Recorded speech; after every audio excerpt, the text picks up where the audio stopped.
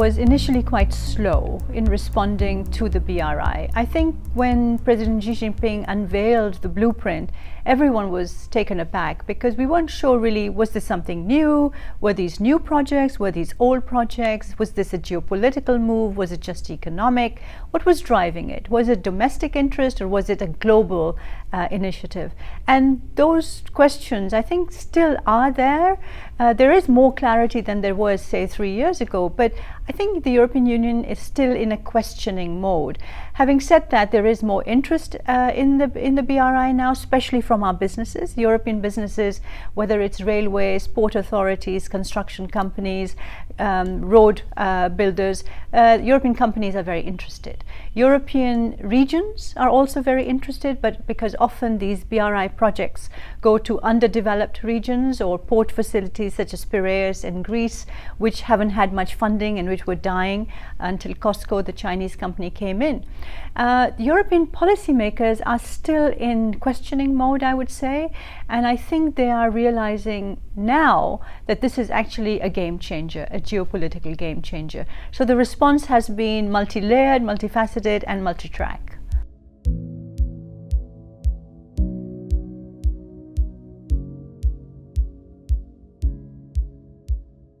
Well, several tracks, several avenues are there. The first one really is the European Union's bilateral relationship with China.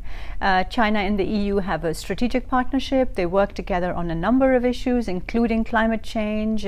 And BRI is very much part of the discussion, part of the dialogue now. So they've set up an EU-China connectivity platform, which is set up about 18 months ago and which brings together projects from both sides. So EU's connectivity projects, there are ideas behind a trans-European network, and there is a European investment plan as well, and brings together also the BRI projects which are of interest to Europe.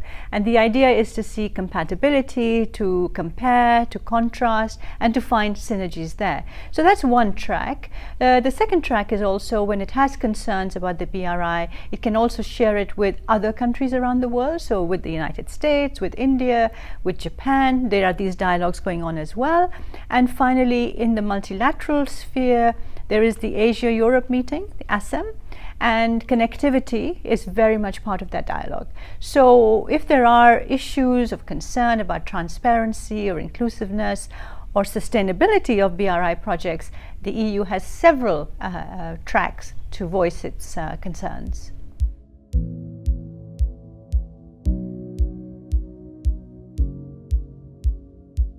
So my recommendation basically is Europe has a power which is a normative power. It has a soft power of standard setting about different things, about consumer products, about climate change, about human rights, about sustainability, and that the standards that Europe has are very, very high.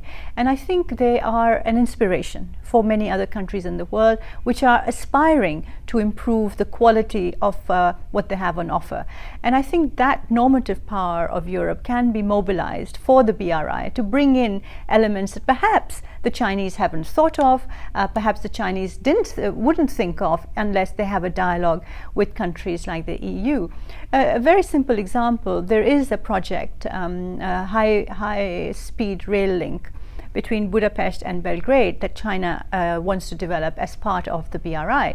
Well, they went into it with the authorities, the national authorities, Budapest and Belgrade, but they did not actually take into account that the EU in the final run has the last word to say about procurement procedures, tender procedures, quality of the equipment that is used, etc. So that project has been put on ice for the moment, waiting for the EU to give its go-ahead, because Hungary, of course, is a member of the EU and has to abide by EU rules. So this is, I think, a very important and I think illustrative example of where the EU actually has a power to shape the future of certain BRI projects.